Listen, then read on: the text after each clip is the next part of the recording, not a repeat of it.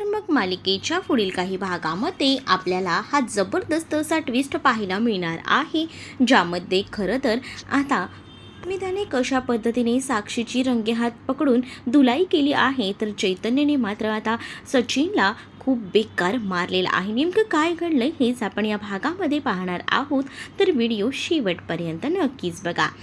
तर सगळ्यात आधी आपण पाहतो की सचिन बऱ्याच दिवसानंतर आता घरी आलेला आहे आणि अस्मिताला त्याच्याबरोबर राहणं, त्याचं वागणं जे आहे ते पटत नसतं आणि त्यामुळेच आता ती सचिनसोबत ना जरा वेगळीच वागत असते, म्हणजे इतकं काही व्यवस्थित त्याच्यासोबत वागत नसते आणि त्यामुळेच तो तिला देखील विचारत असतो की तू माझ्यासोबत असं का वागतेस, नेमकं काय झालं आहे.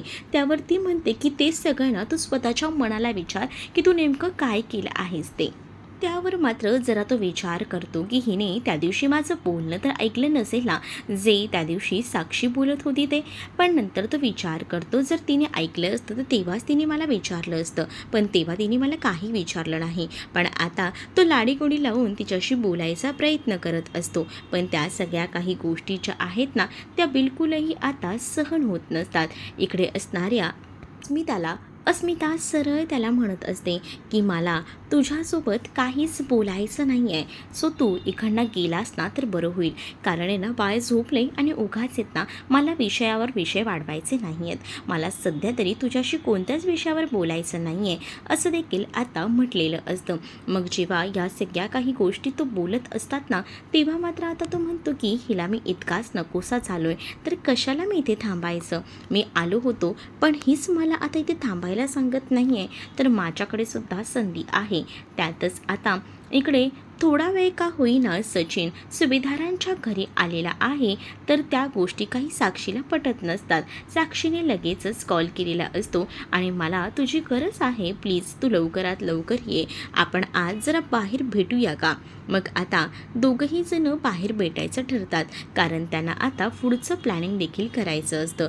कारण अण्णांना सोडवायचं, पण ते कसं, सगळ्या काही गोष्टींचं प्लॅनिंग नीट व्यवस्थित करायचं असतं आणि यासाठी ते दोघंही जण बाहेर एका रेस्टॉरंटमध्ये भेटायचं ठरवतात. आणि तेव्हाच ना जेव्हा तिकडनं तो बाहेर पडतो सचिन, तेव्हा चैतन्य आणि अस्मिता जे आहेत त्यांचं आधीच ठरलेलं असतं की एकदा का हा घरी आला ना की हा पुन्हा बाहेर पडला की ह्याचा पाठलाग करायचा. पण आता अस्मिताने मनावर दगड ठेवलेला असतो, कारण तिने साक्षीसोबत ह्याचे संबंध आहेत हे अचूक ओळखलेलं होतं आणि म्हणूनच मग ती विचार करते की ह्याला काही सोडायचं नाही आणि त्याचसाठी ती आता चैतन्याच्या मदतीने बाहेर जाते.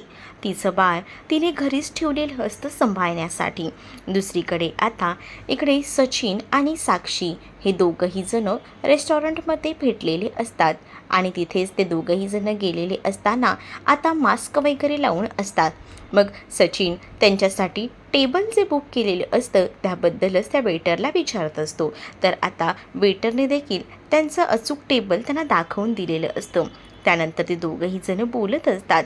खरं तर आता घरात घडलेली गोष्ट तो खरं तर सांगत असतो, म्हणजेच त्याला अस्मिताबद्दल सांगायचं असतं. म्हणजे अस्मितासोबत तो अगदीच व्यवस्थित वागत होता, पण अस्मिताला बहुतेक डाऊट आला आहे, त्यामुळे अस्मिता माझ्याशी नीट काही वागत नाही आहे असंही आता बोललं जात असतं. आणि जेव्हा या सगळ्या काही गोष्टी बोलल्या जातात ना, तेव्हा मात्र आता मन जे आहे ते एकदमच खात असतं, समजत नसतं की काय करावं ते. आणि म्हणून मग तो या सगळ्या गोष्टी साक्षीला शेअर करत असतो. साक्षी म्हणत असते की उलट तसंही चांगलंच आहे ना, आपल्याला लग्न करायचं आहे, जर ती तुझ्याबरोबर राहायला तयार नसेल तर तू तिला डिवोर्स देऊन टाक ना. पण आता ह्या सचिनच्या मनात वेगळीच खलबतं सुरू असतात. त्याला थोडी ना सहसा जाऊन डायरेक्ट त्या अस्मिताला लगेच डिवोर्स द्यायचा आहे, कारण त्याच्या मनात ना वेगळ्याच गोष्टी ज्या आहेत त्या सुरू असतात. म्हणजे त्याला असं वाटत असतं की त्याला साक्षीसोबत लग्न करायचं नाही आहे, त्याने फक्त पैशासाठी का होईना साक्षीला आपल्या जवळ ठेवलेलं आहे. मग दुसरीकडे आता असं वाटत असतं की जिला की ती जर तुला डिवोर्स द्यायला तुझ्यापासून वेगळं व्हायला तयार आहे तर तू वेगळं होऊन टाक. त्यानंतर त्यांचा तोच विषय चर्चेत रंगलेला असतो आणि तिथेच ना आता नेमकी अस्मिता आणि चैतन्य येऊन पोचलेले असतात.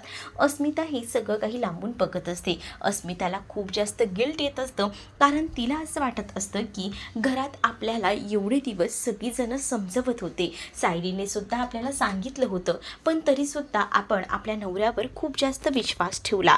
त्याच्यावर विश्वास ठेवूनच आपण मोठी चूक केली आहे.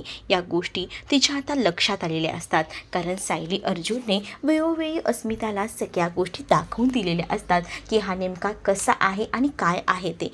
तरीसुद्धा ना त्या सगळ्या काही गोष्टी एवढ्या मनावर तिने घेतलेल्या नसतात. पण आता जेव्हा ती सचिन आणि त्याचसोबत साक्षीला एकत्र बघते, म्हणजेच ते दोघंही जण एकत्र बसलेले असतात, एकमेकांचा हात त्यांच्या हातात असतो आणि हे सगळं बघूनच ना अस्मिताला जबरदस्त असा त्रास होत असतो.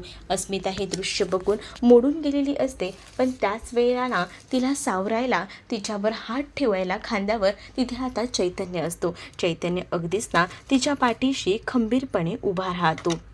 चैतन्य जसा आता तिच्या पाठीशी खंबीरपणे उभा असतो ना, तेव्हा कुठे जाऊन आता बरं वाटत असतं. इकडे असणाऱ्या या अस्मितालासुद्धा, मग अस्मितासुद्धा शांत न बसता आता रागातच असते आणि अस्मिता म्हणत असते की तुला हे सगळं करायचं होतं तर आधीच मला सांगायचं होतं.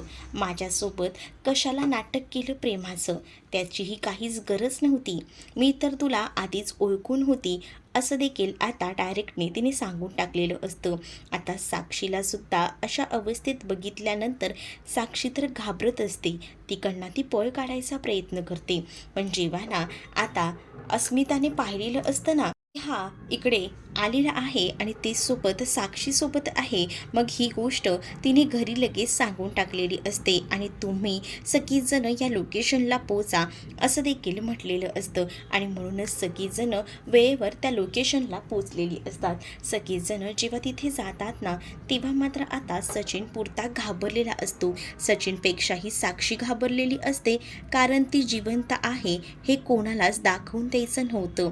पण आज या सगळ्या काही गोष्टी जेव्हा आता समोर आलेल्या होत्या ना तेव्हा राहवत नव्हतं, काही सुचतही नव्हतं आणि त्यामुळेच ना नकोसं झालेलं होतं अस्मिताला, कारण अस्मिताने डोळे झाकून सचिनवर विश्वास ठेवला होता. मग आता सचिनला बर्बाद करणाऱ्या साक्षीकडेच अस्मिता थेट जाते, कारण साक्षी तिकडनं पळ काढत होती. तेच आता साक्षीची गचांडीच आता अस्मिताने धरलेली होती आणि अस्मिता तिला म्हणते की आता कुठे जाणार आहेस पळून, आधीच एवढे गुन्हे केलेस, माझ्या भावाला फसवलंस आणि आता स्वतः तोंड लपवून पळतेस का, माझ्या नवऱ्याला पण तूच नादी लावलंस, असंही म्हणून आता ती तिला मारायचा प्रयत्न करत असते. तर दुसरीकडे मात्र आता सचिनही या सगळ्यात अडकलेला असतो. तर सचिनची सुद्धा आता चैतन्याने कॉलर धरलेली असते, कारण चैतन्याला कळत असतो ना अस्मिताचा त्रास, तो जवळून बघत होता.